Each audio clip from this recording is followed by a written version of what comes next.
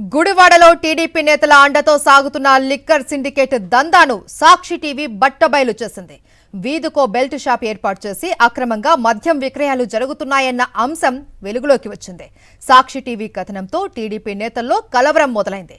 గుట్టు చప్పుడు కాకుండా వైన్ షాపులు, బెల్ట్ షాపుల్లో ఎక్సైజ్ అధికారులు తనిఖీలు నిర్వహించారు. అయితే ఈ తనిఖీలపై వివరాలు చెప్పేందుకు ఎక్సైజ్ అధికారులు మీడియాతో మాట్లాడేందుకు నిరాకరించారు.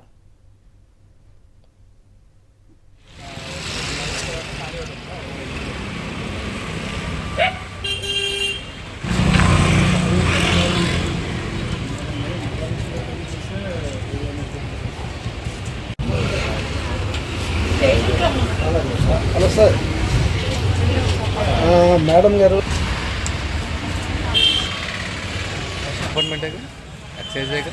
ఇదే అంశానికి సంబంధించి మరింత సమాచారం మా కరెస్పాండెంట్ అశోక్ అందిస్తారు.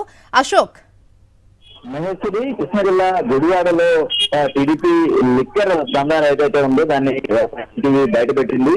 ఏదైతే వైన్ షాపులకు అనుసంధానంగా ఒక్కొక్క వైన్ షాప్ పరిధిలో 30కి పైగా బెల్ట్ షాపులు నిర్వహిస్తున్నారు. పగలు రాత్రి తేడా లేకుండా మద్యాన్ని విక్రయిస్తున్న పరిస్థితి.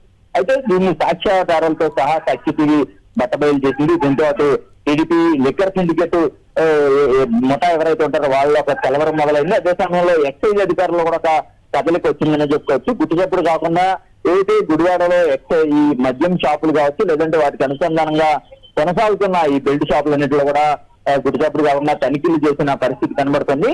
అయితే ఆ తనిఖీలకు సంబంధించి ఎలాంటి వివరాలు వెల్లడించేందుకైతే ఎక్సైజ్ శాఖ అధికారులు నోరు విప్పిన పరిస్థితి. మీడియా ప్రశ్నించినప్పుడు కూడా వారు నోరు మెదపేందుకు నిరాకరించిన పరిస్థితి కనబడుతుంది. మొత్తానికి కూడా సాక్షి టీవీ కథనాలతో గుడివాడలో జరుగుతున్న లిక్కర్ దందా కావచ్చు, లేదంటే బెల్ట్ షాపులకు సంబంధించిన భాగవతం అంతా కూడా బట్టబయలుందనే చెప్పుకోవచ్చు.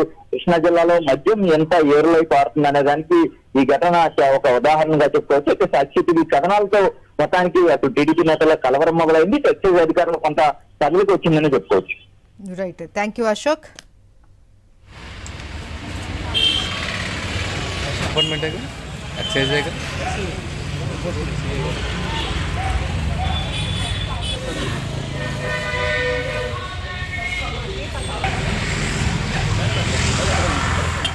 గుడివాడలో టీడీపీ నేతల అండతో సాగుతున్న లిక్కర్ సిండికేట్ దందాను సాక్షి టీవీ బయటపెట్టింది.